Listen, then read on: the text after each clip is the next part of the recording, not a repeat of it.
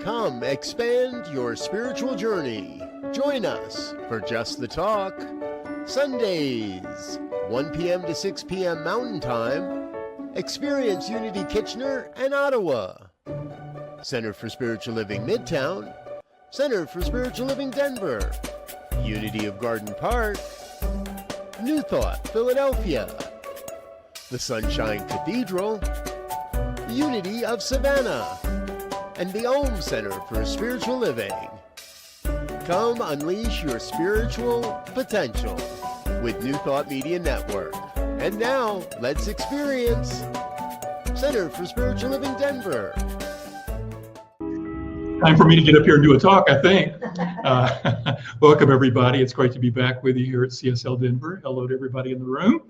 Hello to you who are watching online, either live or later in the time delay fashion we often do by watching the recording. Appreciate you spending some time with us this morning, and I hope that this time is beneficial for you, that this message serves you in some capacity. Today I'm going to do something a little bit different. I'm going to start with a story.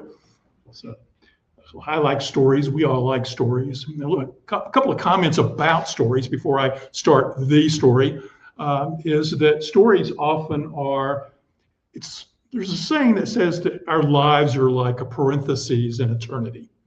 There's this vast array of time going on forever with all of these events, and that our life starts and stops. And within this time frame that we're in the world, our life is like a parenthesis in that eternity of time.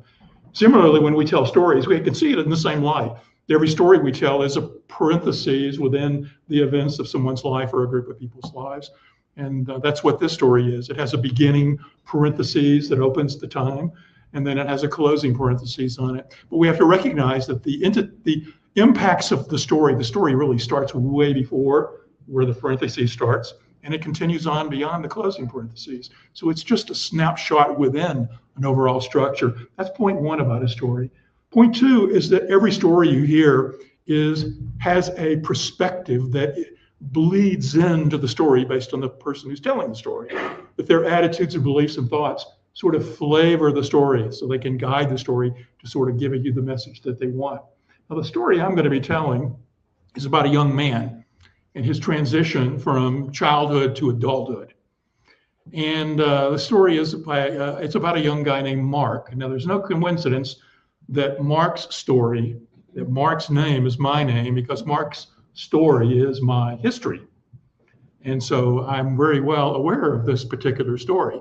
But I'm going to try to keep my bias about the story out and just tell you the facts, ma'am, about the story.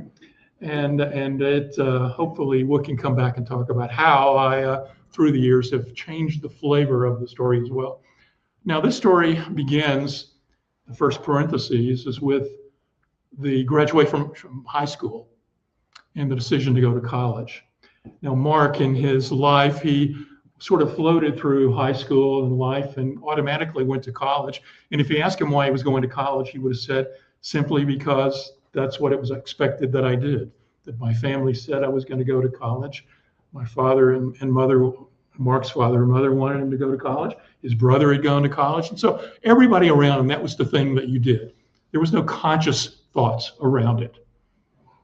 But there was some subconscious stuff. If we look back on his life, we can recognize that perhaps he had some subconscious beliefs that said, you go to college, this is the steps to adulthood, go to college, get married, have children, get a career. You go through those 4 steps, you've made the transition from childhood into adulthood. And now he didn't recognize that. Mark was sort of clueless at this point in time. The only thing he was really sort of interested in was girls. And so that was the only thing he really focused his energy and emotions and thoughts regarding. But he went to college. And one of the first things they did in college, and this is key to the story, were 2 things. First, they gave him a battery of tests. And this battery of tests said, okay, what are you interested in? This one of the tests did this. And they sort of matched his interest to careers. And they said, people who act and think and like the things you like typically go into these careers. And there was an array of, percentages and so forth. But 4 things stood off on the chart, 4 broad areas pointed Mark in the direction that his interest seemed to say, these are the areas you probably ought to go to. One was psychologist. Sounded kind of interesting. Secondly was counselor. Third was teacher. Now, Mark listened to all of those and he resonated with them. It's interesting that as you're looking back on this little aptitude test that he took, there was a fourth thing that stood out on the chart, minister. And he immediately just discounted that one. That one was, in fact, he scoffed it, laughed at it, and said, no way in hell am I being a minister. And but the others sounded intriguing. So with those armed with the knowledge of psychology and counselor and teacher, he began his college. And the next thing that they did is they said, you know, you need to declare a major so we can make sure you're taking the right classes to lead to the degree that you need. And so he looked at the test he had taken and said, well, let's just make it psychology. That sounded kind of interesting. So he started majoring in psychology and minoring in education. And he moved on in his life. So Mark is making that first decisions and first actions that are sort of moving him from being clueless and planless as a child into adulthood, where he had to go to school and subconsciously didn't realize in his conscious awareness, marriage, kids, career, that comes later. So he locks into college and he's having a good time going to college. And yes, girls were a part of that. But a couple of years into college, he has sort of a couple of curveballs come at him to change things for him. The very first thing was he ups and gets married. Now, this has surprised all his friends because he had dated this girl only for a short period of time, known her for a long time, but dated her for a short period of time. And they decide to elope and they go off and they come back and they tell everybody they're married. Everybody thought, what the hell happened to Mark? That he would do that. He seems so logical. And so this curveball says he's married. And the second thing that happened was about 5 months later, she was pregnant. So we were having our first child. So here I am in the summer between second and third years of a 4-year college plan, where I'm now in college, married, and have a kid on the way. Or Mark did.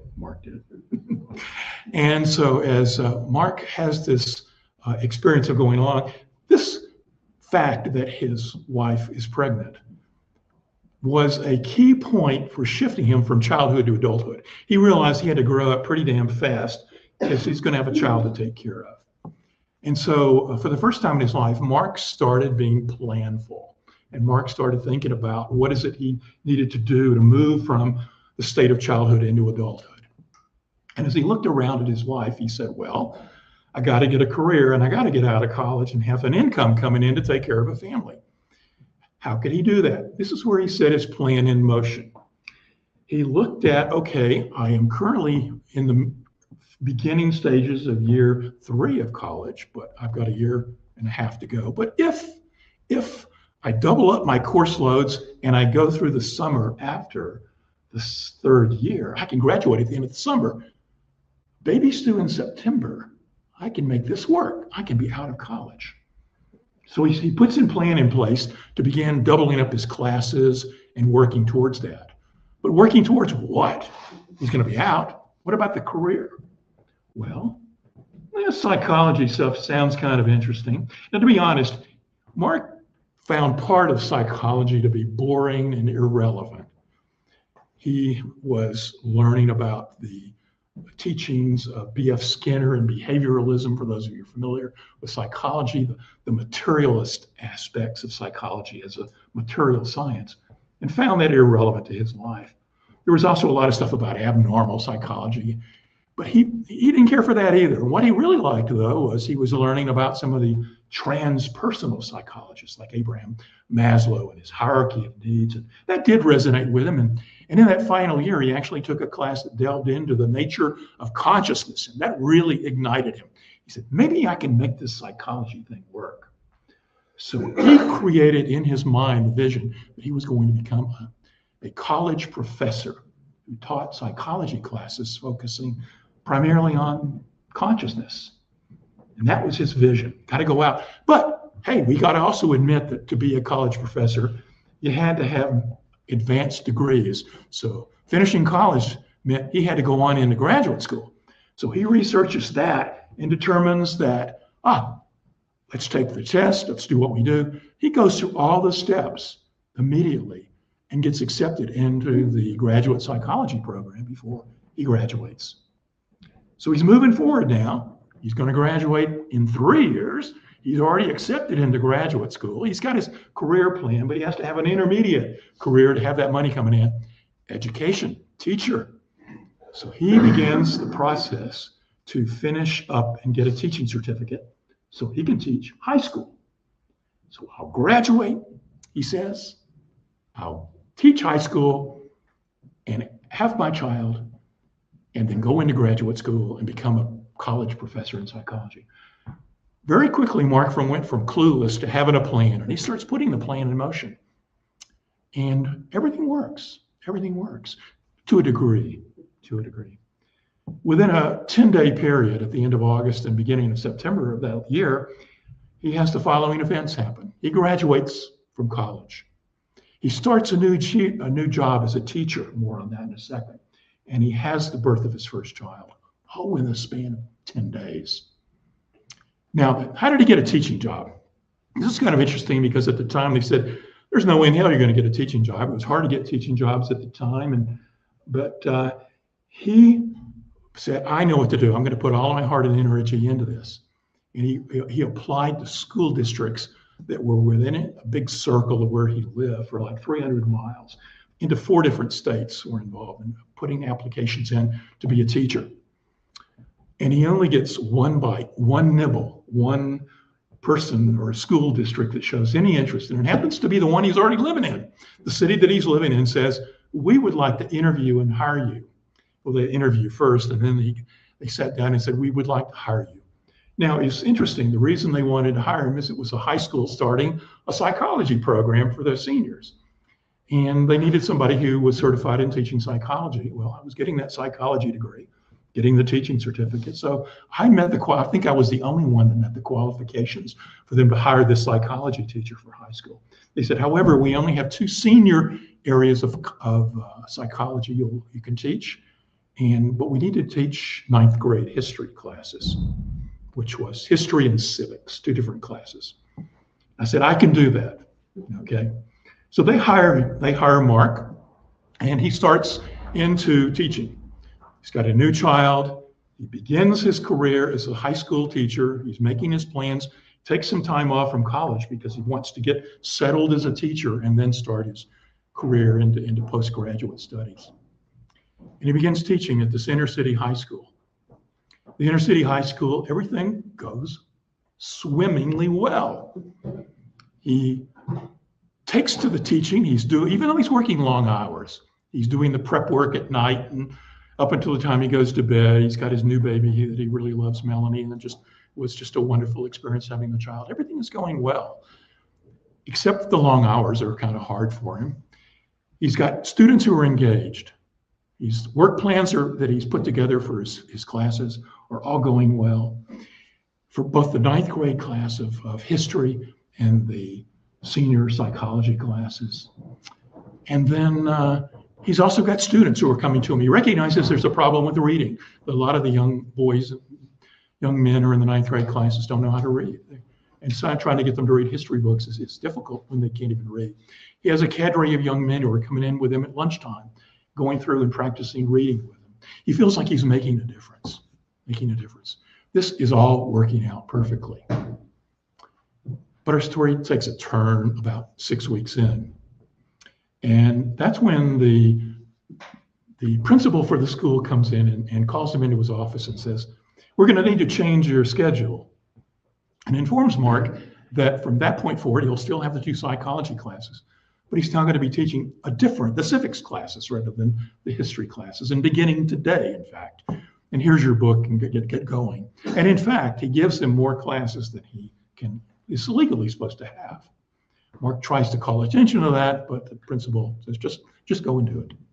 So he goes off, and now he's got to immediately replan for a new set of classes, and it gets him a little discouraged. And things start cascading into the classroom, and he feels his tiredness, and he feels his life is not panning out perfectly. Psychology classes are going well, but he's beginning to have behavioral issues in the classes. He's got too many students he has to deal with.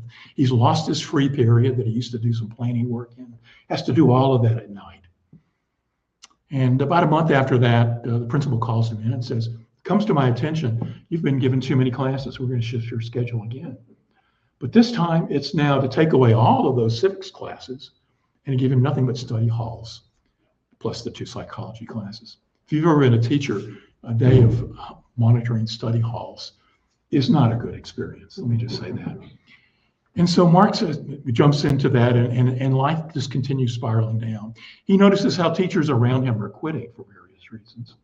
And he's noticing that he himself doesn't want to go to work anymore. And he gets up and he's realizing that he's ill every morning, throwing up every morning before he goes to work. And that cascades into his actions and attitudes and what he brings to school. And then finally, to sort of come to the closure of this story, he realizes that he needs to quit for his own health. And he has to make a change. But he is recognizing he's got responsibilities. So he calls the place he used to work for while he was going through college part-time, and they give him a job temporarily full-time. And he calls his father and gives him a heads up and says, I may need financial support. And his father agreed to that if necessary. So the story sort of ends there, but there is a coda to it. He goes on in life, and he never goes back and goes to that psychology degree. He goes on to have a successful career, a secular career, raising a successful family of 5 beautiful children who are all adults and living wonderful lives.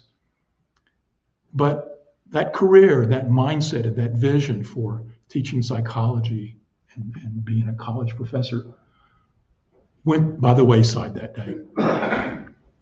Now, although his life has turned out, and there's great irony in the fact that later in life, he comes back and gets a graduate degree in consciousness studies through Holmes Institute. So in a way, it does come to fruition late in life.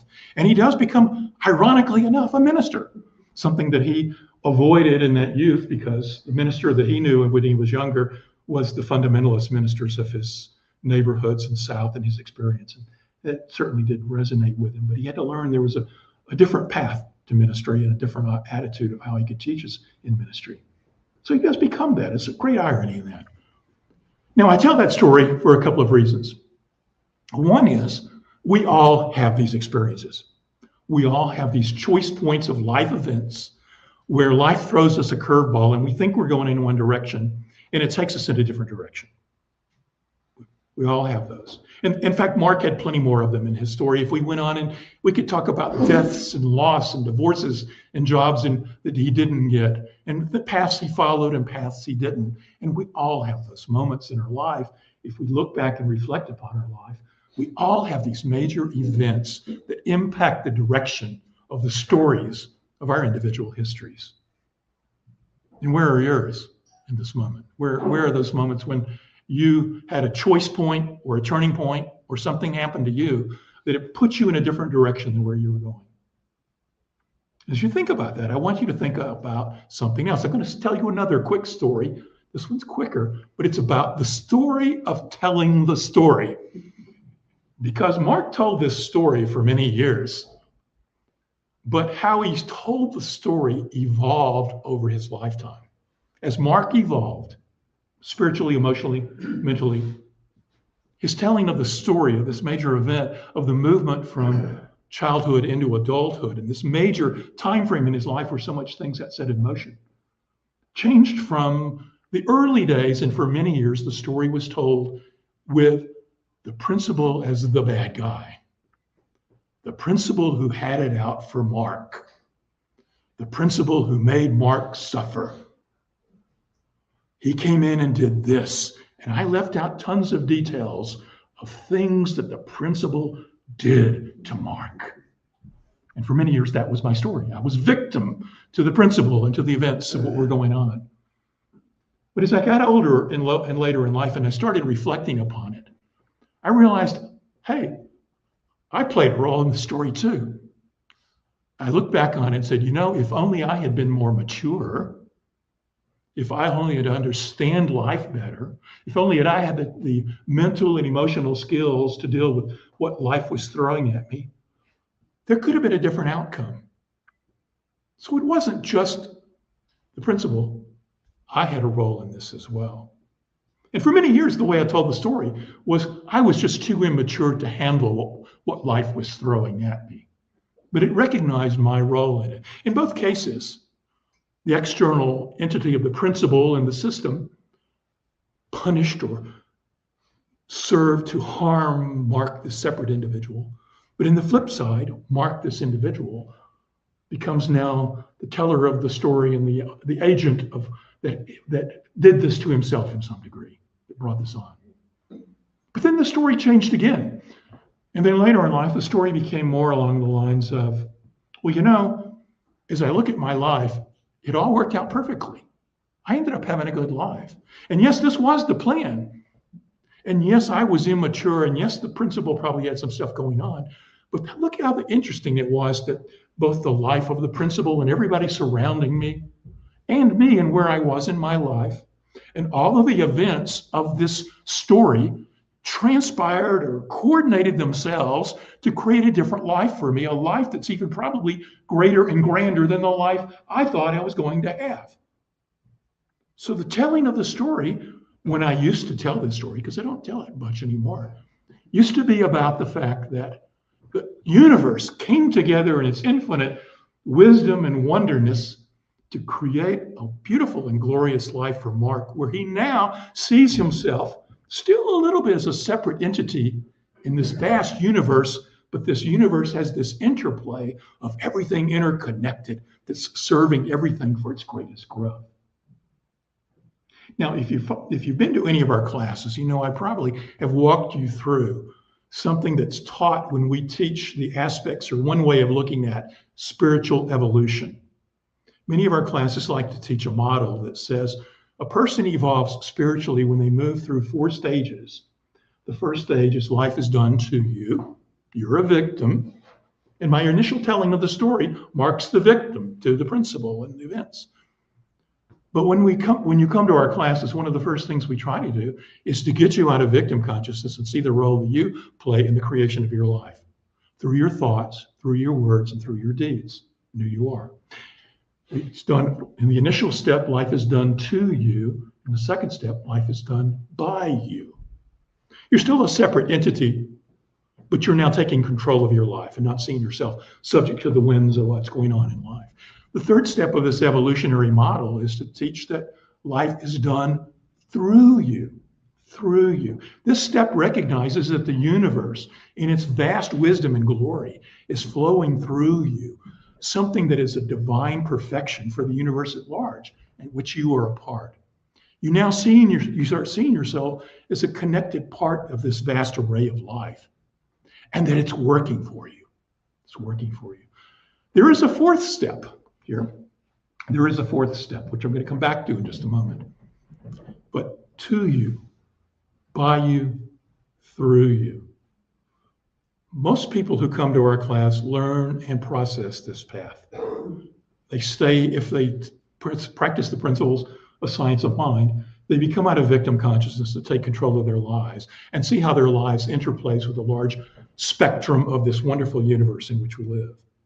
But there's still a part of us that hangs on to us, even at that third level, when we can stay in that third level, which is a good thing, good place to be. A part of us still sees ourselves as this separate entity that is part of this vast array of a web of the universe. So when you think about your events in life that were those challenges, how do you tell the story? You go back and say, woe is me, look how life, screwed me over. Or do you look at it and say, at this point, this happened and I had a role to play in it? Or do you see, and this third step often comes only with distance and time, is do you see the vast perfection that played out through the playing of those events? And where are you? And if you have a story that you're still stuck in the first level, I would invite you to think about this week. Later on, we're going to have a call to action, et cetera. But that's one of the things I want you to invite you to do is to look at where are you still telling the old victim stories in any area of your life? And how can you move up to seeing your role in the creation of that? And even furthermore, how it's maybe served you through this vast interplay of the universe. Okay. Look at your lives and see where you can evolve in the telling and understanding of the stories of your life so that you can see them from a higher perspective. Okay. Now, I said there is a fourth step that we teach in this evolutionary model. It's done to me, it's done by me, it's done through me. And the fourth step is done as me, as me.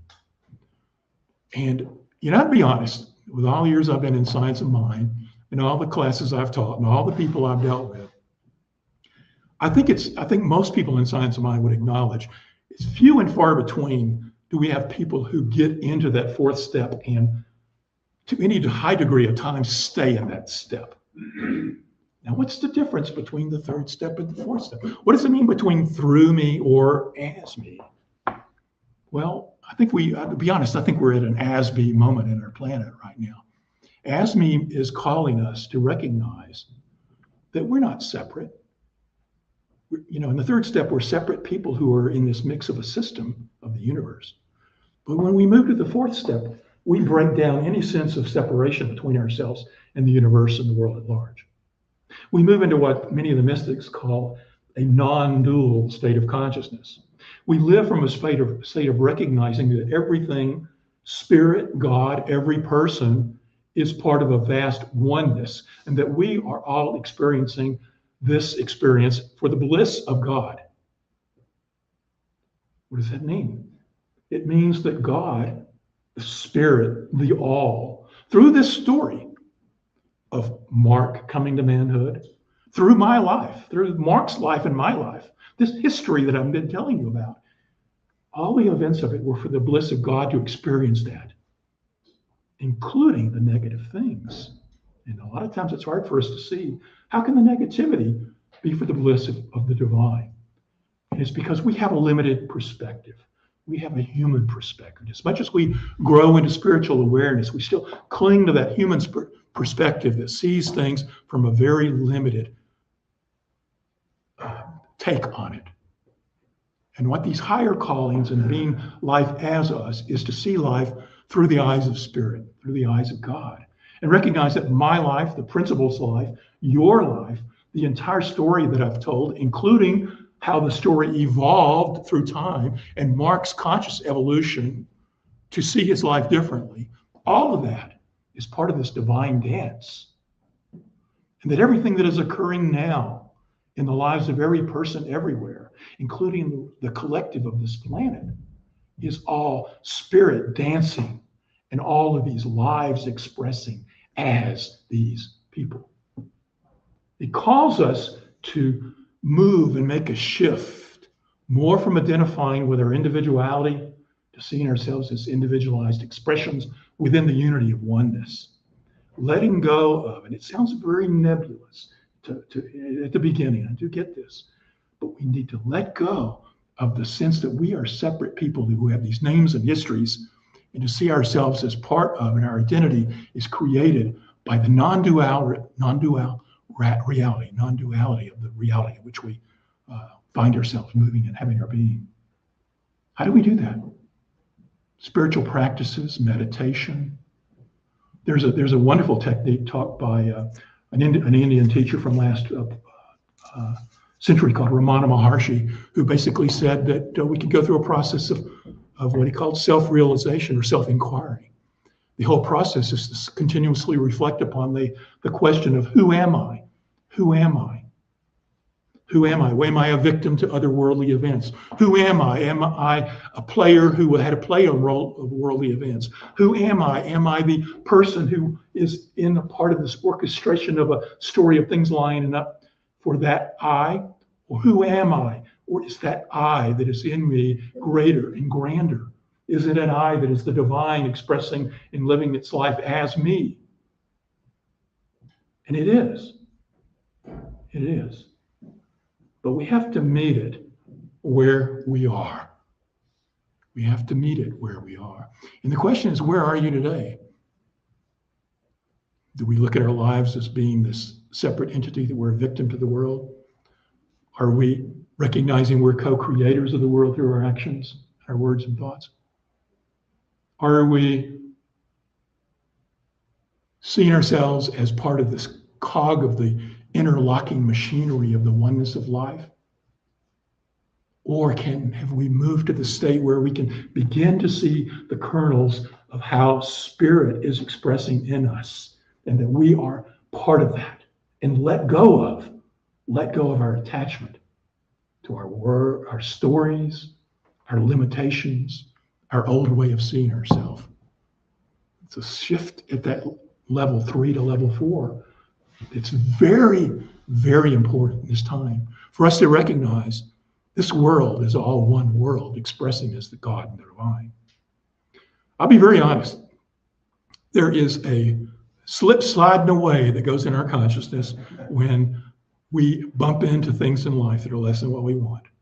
And as much as we can be living in through me consciousness, all we have to have is somebody cut us off in the freeway, or the worldly political events that are going on right now, to make us slide down to becoming, maybe if we're good, cling to that what's mine to do and be stage and not slide into victimhood.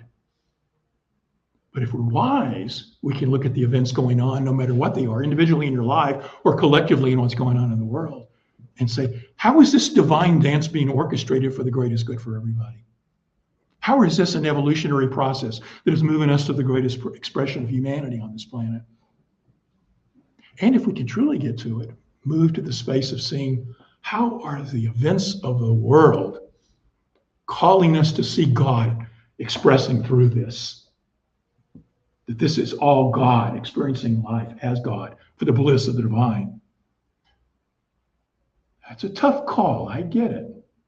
But it's something we're all called to do, to let go of the lower levels of consciousness and to evolve and stay steady in the higher states to the degree we can. So to that degree, we got a couple of slides we want to show you that are a call to action. And Diego, if you want to throw up the first slide, the call to action I'm inviting you to do is to answer this to yourself, or you can journal about it. This is a good practice. Is what discomfort am I experiencing in life, and how is it calling me to grow? What's the discomfort you've got right now? You know, I would add to that, if you want to also journal on what's the story you're telling to yourself about events in your life, and how can you move your story forward? That would be great for you to do as well. Evolve your storytelling about your history to reflect its highest possibilities. And the other thing, let's go to the other one slide, Diego, is we have an affirmation. Let's all read this and affirm it together. I am living and expressing life as my true self each day. As you look at that affirmation, I want you to notice that the words T and true and S and self are both capitalized. So when we're talking about your true self, I'm not talking about you being authentic to what you believe your life is about, but living and expressing your life with a capital L, God, Spirit, as your true self, which is God or Spirit. These will be issued out, I think, on the website or as emails by CSL Denver. So if you're on the mailing list, you'll get them in writing. But I would encourage you all to think about this. Think about where you are finding limitations in your life and how you can move beyond them. Is it something going on in your personal life? Or are you struck numb by the events of the world? And where can there be learning for you and an opportunity for a call for your greatest expression and your greatest evolution? So let's go into prayer in this moment. As we shift our energy and attention inward, we do so with a sense that there is only one life, that life is expressing through us, that we are each individual pockets of God, where we express our lives to the bliss of the divine, that God, the all, the thing itself, not only gives us the gift of this life, but it experiences its collective life through each and every one of us.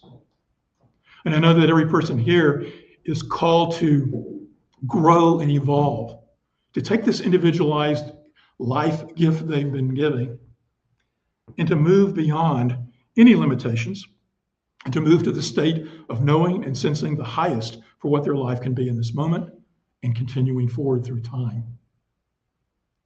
And as they do so, they let go of what no longer serves them, and they claim and bring forth into their awareness everything that will serve their further evolution. We no longer serve as victims. We know that we are the masters of our domain, that we move forward in life, not only controlling our individual lives, but serving as a beacon to others, to bringing forth the highest expression of life, love, and light on this planet. So with that anchored into our awareness, I simply give thanks. I give thanks for life itself, for the blessings of this community, and for all those individuals who are going forward and making this world a world that works for all. Thank you, God. And so it is.